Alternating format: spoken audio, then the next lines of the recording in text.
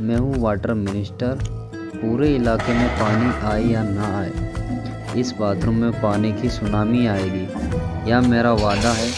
देखो भाई, मैं पाइप नहीं जोड़ता, मैं घर घर की किस्मत की लाइन जोड़ता हूँ। एक बार मैंने टेस्टिंग ओके कर दी तो पानी की मचाल नहीं कहीं और से टपक जाए।